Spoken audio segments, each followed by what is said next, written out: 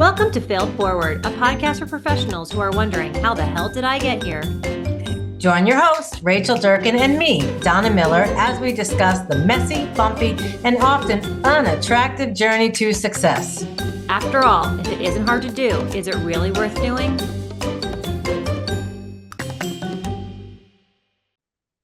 Hello, everyone. My name is Rachel Durkin, and you are listening to Failed Forward, the podcast for those of us wondering, how the hell did I get here?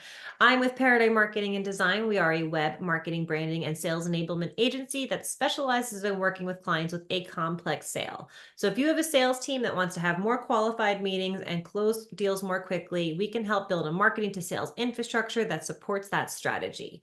And today I am joined, every day I'm joined by my co-host, Donna Miller. Donna, will you introduce yourself? Absolutely. Thank you, Rachel. So I am Donna Miller. I am Chief Visionary Officer at C3 Workplace and founder of Donna Miller Business Growth Consulting, where for the last 30 years, we've been helping companies to accelerate their growth. And we do that by providing business advisory and support services around finance, operations, and biz dev. Clients bring us in to build systems that are efficient, connected, and executable either by them or by us, thereby setting the foundation to build a company that can scale and ultimately run and grow without them. Kind of a beautiful thing. So today, in this episode, we are joined by the fabulous Angel Livas. And I looked at your LinkedIn profile. Okay, let me just read a few things from the title. I know this is about failing, but we all make it look so easy. So first we talk about the success. Inc. Female Founder 2024, Presidential Lifetime Achievement Award given by the Biden administration last year, Tech Stars, a live podcast, Google Women Tech Makers Ambassador. She's done it all. So Angel, tell us about what you do in the most positive light before we peel back the layers and say, okay, maybe it wasn't always quite so easy.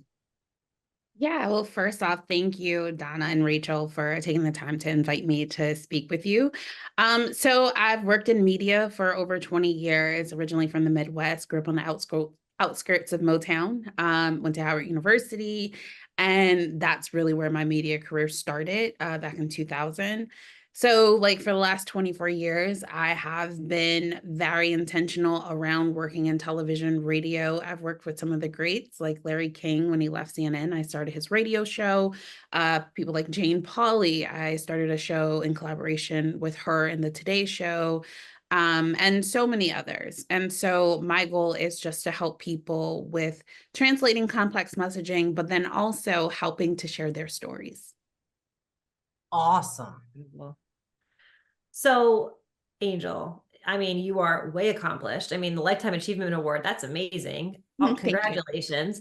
Was it always easy for you? Did you just wake up and say, I'm going to do this and it's done? So honestly, I think some things have been easy, right? I think that it's the storms that come and how you pick up from the storms that matter.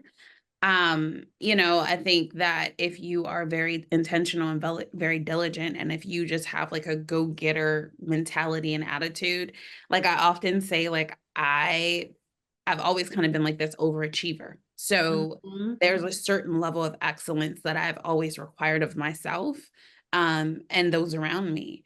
And so I think depending on your personality and how you tackle obstacles, easy is it's relative. Mindset. Yeah. Was there ever an obstacle where you thought like, oh man, if I'm going to come over this, like, I don't know if I can do it? Oh, all the time, girl. Every day. Right. You know what I mean? Like, I think, so for me, I call those moments in the valley. It's, a point in time where you don't know how you're going to make it out of that particular situation. And so for me, I have lots of them. I can speak on one very recently that I actually just wrote about in Inc. magazine. But then also after I got divorced, I'm the mother of two amazing boys. And I got divorced in 2019. And that was right before the pandemic hit. And I, own my company. And so navigating all of these different things and having to figure it out, and not being willing to accept anything less than achievement and success, I think that is kind of really been key. But I think a story that I'll share that is what I just recently wrote about. I was drugged. I was out, me and my fiance had a business meeting out at a lounge, and the facility got like really packed. And Mhm. so we had some extra space at our table. So the wait staff came over and said, "Hey, do you mind if we sit these two ladies with you?" And of course, I'm like, "No, come on," and I start talking to them. I'm welcoming them in and all of these things. And I remember a very precise moment where my fiance moved my drink from being so close to them because she kept putting her drink very close to mine. Mhm. And within like an hour's time span, I started to feel a little weird, but I didn't know like what was happening. So I tapped him and said, "Hey, I'm gonna run to the bathroom just to kind of look at myself," type thing. Mhm. I left my purse and I left my phone. I said, "I'll be right back." Got to the door, knocked at the door. Somebody was in there. So I took a step back and I'm standing there. And the next thing I know, I collapsed. And I Wow. didn't faint, I collapsed, Mhm. right? And I tried to push myself up. I couldn't move. I had no mobility. I turned to the security guard and was like, "Hey, get my fiance." And Mhm. of course, I'm screaming it. Um, and then, like, by the time his name left my mouth, my head hit the floor. Wow. And I woke up 45 minutes later in the bathroom to my fiance giving me storm rubs. And he is ex-military. He was a combat medic. So Mhm. thank God, he knew what to Mhm. do because the establishment never called the police, never called an ambulance, Wow. anything, right? So, and this was like June 22nd of this year. So this isn't even Wow. like a long time ago. You know what I mean? Mhm. So, in that situation, they end up stealing my phone, they stole my purse, they stole his phone. And so when your business functions around your devices and you no Mhm. longer have direct access to them, and when you're used to being the go-to person for your family and your friends and they have no access to you, all of these different things, like it was a very pivotal moment where I realized, one, in business, I have a lot of these processes in place. So if people can't get to me, the business is not going to suffer. Mhm. Nobody's going to die, right? Mhm. And then with family and friends, I also had to learn how to put me first. And a Mhm. lot of times we're often that one that everybody goes to. And sometimes you feel bad putting yourself first. But in this situation, my peace had to outweigh Yeah. everybody else's desire for being able to have access to me. Um, so I think that is like definitely one of those times where it was like, oh my God, I literally could have died here. And you're still concerned and worried about pleasing everybody else, but understanding if I'm not happy with me and if I'm not at peace with me, then I can't Can't be a help help or everybody. a resource to Mhm. anybody. That's a Totally. really amazing lesson, and I'm so sorry that happened to you. Yeah. It's and on our last podcast, I think somewhat similarly, we were talking about getting clear on your values and how Mhm. do you disseminate out that to your full team. And so, as you look at that incident, as you look at the analogy that obviously you can make to running a business, and by the way, I finally broke down and got an Apple Watch with cell service for that very reason. I'm like, I live alone now. Mhm. Like it's, Yeah. technology is also part of how we keep ourselves safe. So I get that. So, there's a great analogy there to our business. And you talked about being intentional. You talked about, something I think that makes entrepreneurs great is the ability to figure it out. Just freaking figure it out. Mhm. Um, Knowing that our audience is listening to us because they know that although we've achieved a great amount of success, it came with a few lessons along the way. What are one or two of those lessons that you've learned along the way, probably through something that didn't go exactly how you wanted it to, that Mhm. our audience can benefit from? Absolutely. So I would say transparency. I think a lot of times when things are going wrong and you're trying to Mhm. figure it out and you feel like you're all along in the struggle, a lot of times people try to hide it and they try to make it appear as though everything is okay. But I think for me, the greatest lesson and the greatest tool has been transparency. One occasion, so I have a nonprofit called the Women Behind the Business, and we would do annual retreats in the Bahamas. And one year, Hurricane Irene decided to come on the day of the retreat. And it was the first year that we had worked with like a travel company and all of these things. And the travel agent was like, oh, it's a force of nature. You can't get any of your money back. Wow. And I'm like, but we have insurance. So force of nature should be what's covered. Mm-hmm. Long story short, I just had to go back to all of the people who had paid to fly in from the States and Africa to the Bahamas for this conference and just let them know what was happening. I couldn't in my right conscious be like, you guys lost all your money. So I end up taking out a loan. They don't know that this is what ended up happening, but I end up taking out a loan from the bank to cover everything so that everybody was still able to participate just at a later date. But being able to let them know on the offset, like, hey, this is what's happening. We're going to have to reschedule. Everybody will, hopefully you're able to still attend. If you're not able to attend in that event, you were not able to get your money back. But for everybody else, if you can attend on these dates, this is what will happen. And I think people appreciated that because I was worried people weren't going to come the following year. But being very honest and upfront with people respect that. I couldn't agree more. And I have to say that I think that, and it's funny because in all the episodes we've recorded, this hasn't occurred to me until you just said what you said. But in my company, we've had moments. We've all had moments. But I mean, COVID.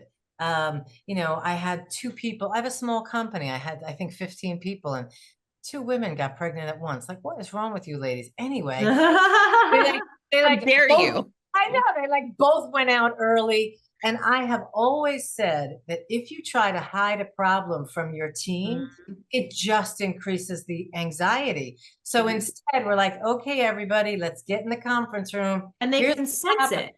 They, like they know that something's wrong and it's scarier to be left in the dark, right? And so we can co-create a solution. And I think that when we allow the people around us to be part of the solution, if that's a possibility, it elevates their dignity and makes them feel like they are contributing to a solution, which is really great. So I love the idea of transparency, and I hope the next year, did the conference work out? Yes. It's also I think really hard for overachievers to be transparent and vulnerable when things aren't working, right? I mean, I think that goes beyond professional. That's a personal obstacle that we have to overcome that's going to make us more successful. How did was it always easy for you to do that? No. And with each new circumstance and each new obstacle, it's still hard. Just because you did it once doesn't mean that that's your automatic default. Like, so let's be clear. I think, it's overachievers. We are very prideful people who take a lot of pride in the work that we do, and in the relationships that we foster. And we exude, you can trust us. Confidence, yeah. You know what I mean? Like, I think a lot of times it's your relationships are built on that trust that you have shown them time and time again that they can rely on from you.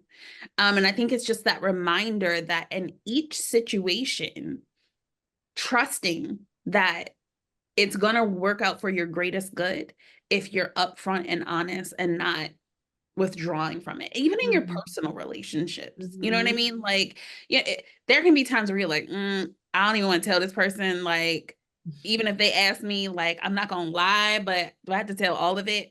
But there is oftentimes a situation where they're gonna find out, and then you look like you lied to them or like you were trying to hide something, and that causes a greater problem. It's the same thing in business. So if you just are forthcoming and are like, okay, this is where we are, this is what it is, the insights and guidance, I think, Rachel, you mentioned, like, the insights that people can potentially provide you to be able to weigh in and add value where Mhm. you can actually go back and be like, yo, this is a great idea. How can I implement this to change the dynamics or change the trajectory of what this situation is? That's a powerful tool. And once you master that, you take yourself out of the equation for the greater good of the company. Mhm. So, Angel, we're running up on time, but one last question. If you could go back and change anything, what would it be? My ex-husband. It's like I'm just joking. Um, Oh, that's funny. But again, right? Didn't you have your kids with him, right? No, yeah, exactly. No, I have amazing children, so I Yeah, wouldn't yeah, change that, but yeah. that's personally in mine. Um, if I could go back and change, honestly, I don't think I would. I don't think, like, I really tried to live a life where I have no regrets. Um, I think if anything, it would just be trusting myself more. Mhm. When I think a lot of times I'm a visionary, so I have tons of ideas, but sometimes we sit on them because we don't know how they're going to manifest or how we're going to get from point A to point C. And sometimes it's just remembering all you need to do is go from point A to point B Mhm. and then trust the process that everything will continue to work together for your greater Yeah, good. take that first step. I had a business coach, I said this before, that said to me early on, you can't get to second base with your foot still on first. Sometimes you just got to run. Yep. All Yep. right, so Angel, how can our audience learn more about you or find you? Well, they can follow me on all social platforms at the Angel Nicole. That's TheAngelNicole, as well as download our app, the Alive Podcast Network app. It's available on iOS and Android. It is the largest repository of Black hosted podcasts. And yeah, that's probably the best way to get me. Amazing. Angel, I'm so glad that we got to spend this time together and to catch up a little bit on all the fantastic things you're doing. So we thank you for being here, and we encourage all of you to join us next time. And until then, we want to encourage you to embrace failure. There's a lot of fabulous pearls in there, and you will get from A to C if you just take one step at a time. So thanks, everyone. Have a great day.